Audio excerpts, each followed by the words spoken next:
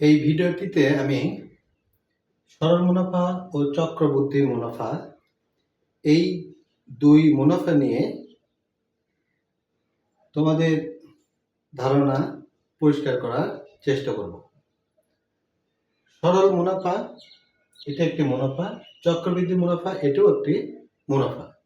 তাহলে আমরা কোন মুনাফাকে সরল মুনাফা বলবো আর কোন মুনাফাকে চক্রবৃদ্ধি মুনাফা বলবো, তা এই ভিডিওটিতে শেষ পর্যন্ত দেখলে তোমরা বুঝতে পারবে। সরল মুনাফা হচ্ছে ওই মুনাফা যে মুনাফাতে প্রতি বছরে কোনো একটি নির্দিষ্ট, ধরো তোমার একটি ব্যবসার কাজের জন্য তোমাকে 2000 টাকা কোনো একটি সংস্থা ঋণ দিয়েছে। কত টাকা? 2000 টাকা। এখন ওই ব্যাংকের সাথে তোমার চুক্তি হলো যে তুমি 10% হারে প্রতি বছরে তাদেরকে মুনাফা দিবে। তাহলে তোমার ঋণ ইন্টারেস্ট যেটা নিলে সেটা হলো 10% হারে, অর্থাৎ তুমি যে ইন্টারেস্ট দিবে সেটা হচ্ছে 10% টাকা, অর্থাৎ প্রতি 100 টাকায় 10 টাকা।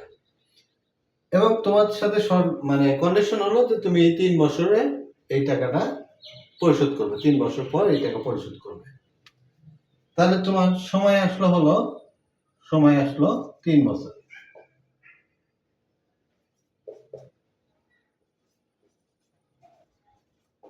তাহলে 3 বছর পর তোমার সরল মুনাফা কত টাকা হবে এবং সরল মুনাফা ও আসল মিলে কত টাকা তোমাকে পরিশোধ করতে হবে, আমরা এখন সরল মুনাফার নিয়ম অনুপাতে সেই মুনাফা মূলধন এখন নির্ণয় করব। তো প্রথমে তোমরা আগে এই মুনাফা নির্ণয়ের যে সূত্র, সেই সূত্রটি লিখবে। মুনাফা নির্ণয়ের জন্য সূত্র হচ্ছে মুনাফা I equal to PNR। তো P মানে হলো আসল,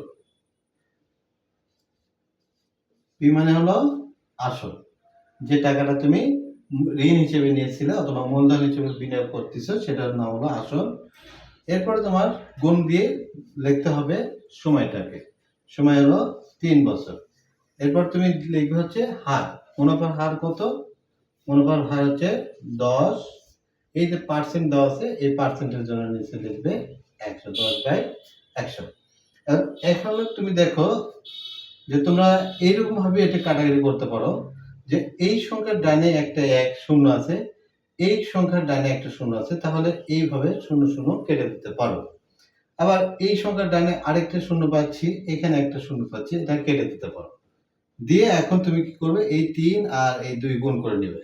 প্রথমে সংখ্যার সাথে সংখ্যা গুণ, তাহলে 3 আর 2 গুণ করে কত হলো? 3 2 6। আর এই যে দুটো শূন্য আছে এই 2 শূন্য এখানে বসাই দাও। তাহলে তোমার ওই ঋণ দাতা সংস্থার সাথে যে কথা হয়েছিল যে তুমি 10% হারে 3 বছর পর তাকে টাকাটা পরিশোধ করবে, তাহলে তুমি মূলধন এবং আসলে কত টাকা, মুনাফা এবং আসলে কত টাকা পরিশোধ করবে সেটা হচ্ছে মুনাফা আসল বলা হয়। সেটাকে কি বলা হয়? মুনাফা আসল বা মুনাফা মূলধন। তাহলে মুনাফা আসল এটাকে এ দ্বারা চিহ্নিত করা হয়, I প্লাস লেখা হয় P প্লাস I, অর্থাৎ মূলধন যোগ মুনাফা, এ হলো মুনাফা আসল। তাহলে তুমি 3 বছর পরে মুনাফা আসলে পরিশোধ করবে 2600 টাকা। তাহলে দেখো আমরা এখানে যে মুনাফাটা বের করেছি এই মুনাফাটাই হলো সরল মুনাফা। ব্যাপারটা কি ক্লিয়ার? আবারও বলছি যে তুমি কোনো একটি সংস্থা থেকে অথবা তুমি নিজেই কাউকে কিছু টাকা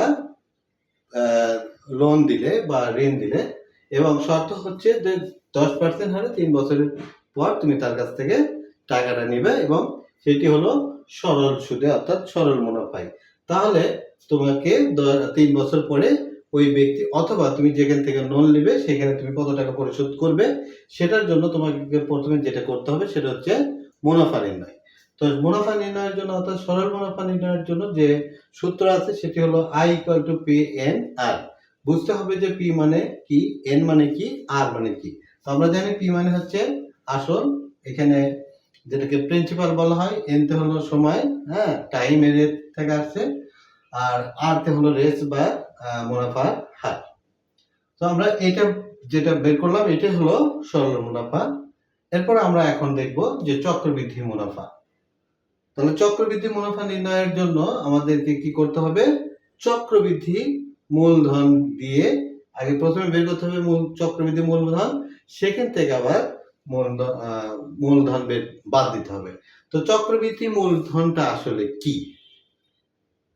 যখন আমরা এই যে এখানে দেখো যে সরল মুনাফা যখন দিয়েছিলাম তখন প্রতি বছরে আমাদের যেটা মুনাফা পেয়েছি সেই মুনাফার উপরে কোনো মুনাফা বৃদ্ধি পায়নি। আর যখন তোমার মুনাফার উপরে মুনাফা বৃদ্ধি পাবে, মুনাফার উপরে মুনাফা বৃদ্ধি পাবে, তখন সেটা হলো চক্রবৃদ্ধি মুনাফা। তো আমরা চক্রবৃদ্ধি মুনাফা নির্ণয় করতে গেলে আমাদেরকে প্রথমে যেটা করতে হবে সেটা হলো চক্রবৃদ্ধি মূলধন বের করতে হবে। চক্রবৃদ্ধি মূলধনকে সি দ্বারা প্রকাশ করা হয়। চক্রবৃদ্ধি মূলধন এটাকে সি দ্বারা প্রকাশ করা হয়। চক্রবৃদ্ধি মূলধনকে চক্রবৃদ্ধি মূলধন C equal to P into 1 plus R to the power N. তখন পি এর মান বসাই দিবে এখানে 2001, আর এর মান বসাই দাও 10/100, এরপর এন এর মান বসাই দাও 3। এই যে আমরা এখানে এটাকে ক্যালকুলেশন করে যে মানটা পাবো, ধরো এটা আমরা যদি এখানে এভাবে কেটে দিতে পারি আমি, তাহলে আমরা লসাগু যদি করি 10, তাহলে এটি 10 যোগ 1 উপরে পাওয়ার 3, তাহলে আমার আসতেছে কত এখানে 2000 গুণন, ধরো এটা 11 আসবে, তাহলে 11/10 এরকম তিনটা লিখবে, 11/10, 11/10। এখন এখানে যে তিনটা শূন্য আছে এই তিনটা শূন্য আর এই তিনটা শূন্য গুণ কেটে দাও, দিলে এই 2 দিয়ে এই 3টা 11 গুণ করে যা হবে তার সাথে 2 গুণ করবে, গুণ করে যে ফলাফলটা আসবে সেটা হলো চক্রবৃদ্ধি মূলধন। এখন সেখান থেকে তুমি যদি চক্রবৃদ্ধি মুনাফা বের করতে চাও তাহলে চক্রবৃদ্ধি মুনাফা লিখবে চক্রবৃদ্ধি